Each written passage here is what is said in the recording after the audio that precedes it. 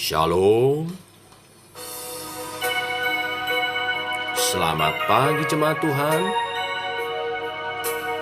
Berjumpa kembali dalam doa pagi online. Kusiapkan hatiku, Tuhan.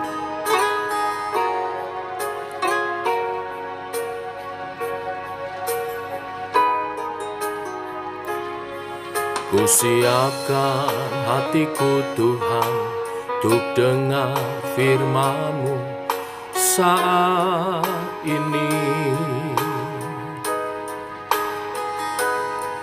Ku sujud menyembah-Mu Tuhan, masuk hadirat-Mu saat ini. Curahkan urapan-Mu Tuhan bagi jemaat-Mu saat ini. Ku siapkan hatiku Tuhan, untuk dengar firman-Mu. Firman-Mu Tuhan tiada berubah, dahulu, sekarang, selama-lamanya tiada berubah. Firman-Mu Tuhan penolong hidupku. Ku siapkan hatiku Tuhan, untuk dengar firman-Mu.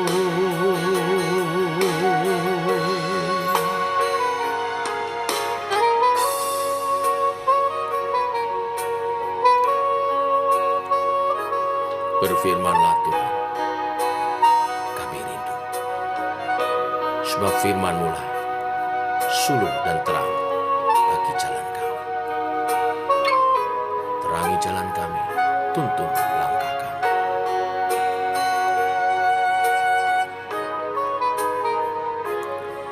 Ku siapkan hatiku Tuhan, untuk dengar firman-Mu saat ini.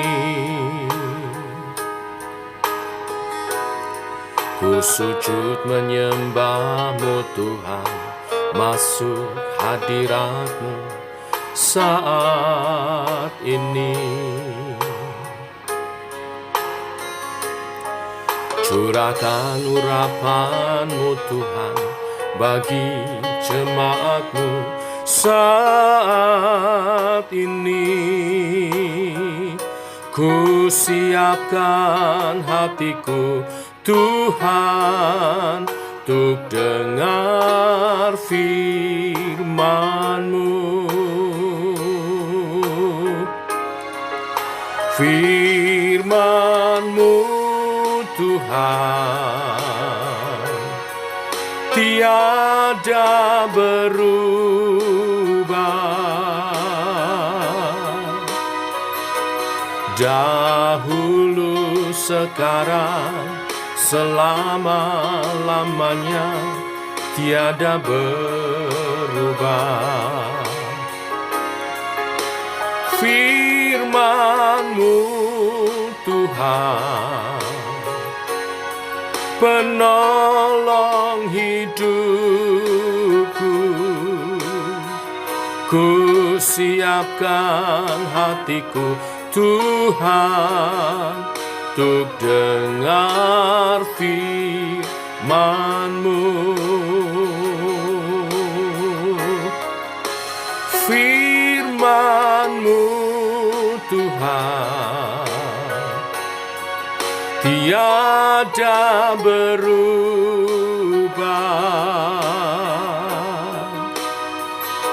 dahulu, sekarang, selama-lamanya tiada berubah. Oh, firman-Mu Tuhan, penolong hidupku. Ku siapkan hatiku Tuhan, untuk dengar firman-Mu. Ku siapkan hatiku Tuhan, untuk dengar firman-Mu.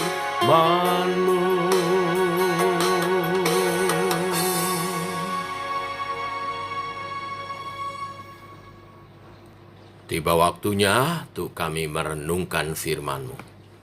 Bapa, berfirmanlah, tuntun bahwa kami mengerti kebenaran-kebenaran-Mu, untuk kami jadi bijaksana dan berjalan sesuai dengan rencana-Mu Tuhan. Dalam nama Tuhan Yesus Kristus. Amin. Bapak Ibu, firman Tuhan pagi hari ini, sesi terakhir dari pokok-pokok iman pengajaran Tuhan Yesus di bukit. Matius pasal 7 ayat 24 sampai 29. Demikian firman Tuhan. Setiap orang yang mendengar perkataanku ini dan melakukannya, ia sama dengan orang yang bijaksana yang mendirikan rumahnya di atas batu. Kemudian turunlah hujan dan datanglah banjir, lalu angin melanda rumah itu. Tetapi rumah itu tidak rubuh sebab didirikan di atas batu.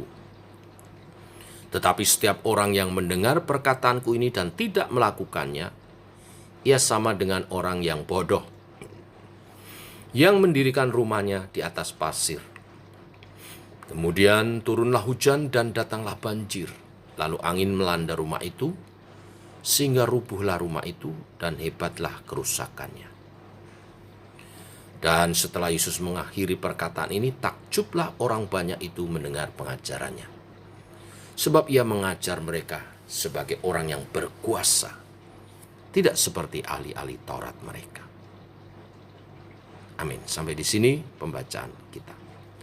Bapak Ibu jemaat Tuhan, kalimat penutup khotbah di bukit memisahkan setiap pendengar ke dalam dua kategori. Orang yang bijak atau orang yang bodoh.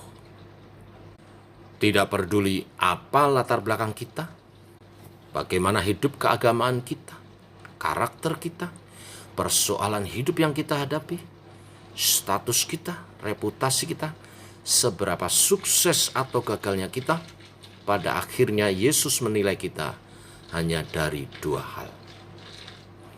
Yaitu bagaimana kita merespon terhadap firman-Nya, perkataannya. Kita bisa jadi orang Kristen puluhan tahun dengan mendengar ribuan khotbah, tapi pada saat yang sama tidak melakukan apa yang Tuhan Yesus katakan. Kita bisa punya reputasi yang baik di gereja dan bahkan dikenal baik di masyarakat, tetapi pada saat yang sama tidak melakukan apa yang Yesus katakan. Baik Alkitab maupun sejarah menunjukkan bahwa ada banyak orang yang mendengarkan perkataan Yesus, tetapi hanya untuk mengabaikannya. Yang membedakan antara orang bijak, yaitu orang Kristen sejati, dengan orang bodoh, yaitu orang Kristen yang palsu, adalah apakah orang itu mentaati dan mempraktekkan apa yang dikatakan Sang Pengkhotbah Agung, Tuhan Yesus Kristus.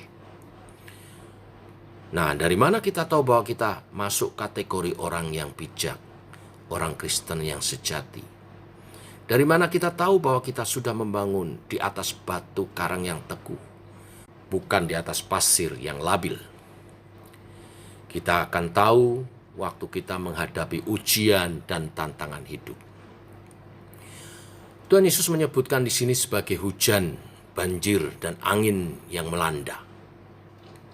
Nah, kita tahu ujian dan tantangan dihadapi oleh semua orang tanpa pilih-pilih. Kebanyakan dari kita sudah tahu atau sedang mengalaminya. Apakah itu duka cita ditinggal yang kita kasihi, atau sedang menderita dalam sakit berkepanjangan, atau kekecewaan, atau problem rumah tangga, atau problem keuangan, dan masih banyak lagi bisa disebutkan. Waktu ujian dan tantangan menerpa kita, apakah itu karena kesalahan kita, atau karena kesalahan orang lain yang berdampak pada kita, atau faktor tidak terkendali yang kita tidak bisa hindari, atau kombinasi dari ketiganya. Bagaimana kita merespon, dan bagaimana hal itu berdampak pada iman kita. Tidak sedikit karena ujian dan tantangan itu, maka imannya gugur, kepercayaannya kepada Tuhan luntur, sehingga meninggalkan Tuhan. Tetapi setiap orang Kristen yang sejati akan bertanya, bagaimana aku bisa melakukan kehendak Tuhan atau melihat kehendak Tuhan dalam ujian dan tantangan yang harus aku hadapi. Kalau ujian dan tantangan itu datang karena kesalahan dan dosa kita, maka yang dilakukan adalah sadar dan bertobat. Menyadari kemiskinan rohani kita, menangisi kejahatan hati kita. Dan ingat bahwa Yesus mengatakan, berbahagialah orang yang miskin di hadapan Allah, dan berbahagialah orang yang berduka cita, karena mereka akan dihibur. Duka cita karena sadar akan dosa-dosa dan bertobat. Kalau ujian dan tantangan itu datang, masalah-masalah itu datang karena kesalahan atau dosa orang lain dan kita terdampak, maka sebagai orang percaya Kristen sejati kita dipanggil untuk menyatakan kasih dan pengampunan. Berdoa bagi musuh-musuh kita. Ingat bahwa Yesus juga mengajar, itu artinya kita memahami anugerah pengampunan Allah. Ampunilah kami seperti kami mengampuni orang yang bersalah kepada kami. Tetapi kalau situasi yang terjadi, ujian dan tantangan itu terjadi karena hal di luar kendali kita, kita diajar untuk menempatkan iman kepercayaan kita pada pemeliharaan Tuhan. Tuhan memelihara hidup anak-anaknya. Tuhan tahu apa yang kita perlukan. Dalam hal inilah kita belajar bersandar sepenuhnya hari demi sehari. Dengan kata lain, setiap ujian dan tantangan hidup sebesar dan sekecil apapun adalah kesempatan bagi setiap kita pengikut Kristus yang sejati untuk merefleksikan dan melakukan perkataan-perkataan Yesus.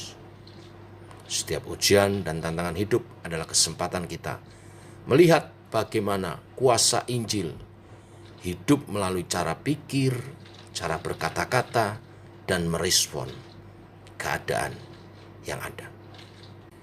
Kesimpulan dari semua pengajaran Tuhan Yesus sebagai kalimat penutup, yaitu Tuhan menghendaki hati yang mau tunduk pada kuasa otoritas Yesus atas hidup mereka.